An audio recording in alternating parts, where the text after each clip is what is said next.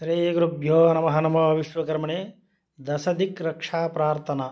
ఈ దశదిక్ రక్షా ప్రార్థన ఎవరైతే ప్రతిరోజు వింటారో వారికి దశ దిశల యందు పరమేశ్వరుడు రక్షకుడుగా ఉంటాడు. శ్లోకము: పూర్వే పశుపతి పాతు దక్షిణే పాతు శంకర పశ్చిమే పాతు విశ్వేశో నీలకంఠస్తతో ఉత్తరే ఐశాన్యం పాదమాం సర్వే ఆగ్నేయం పార్వతీపతి నైరుత్యం పాదమాం రుద్రో వాయువ్యాం నీలలోహిత ఊర్ధ్వే త్రిలోచనః పాతు అధరాయాం మహేశ్వరః ఏతాభ్యో దశదిగ్భస్తో సర్వతః పాతు శంకరః.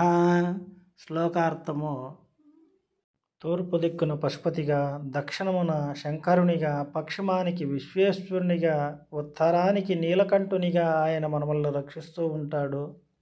అలాగే ఈశాన్యానికి ఈశాన్యునిగా, ఆగ్నేయానికి పార్వతీపతిగా, నైరుతికి రుద్రునిగా, వాయువ్యానికి నీలలోహితునిగా మనల్ని రక్షిస్తూ ఉంటాడు స్వామి.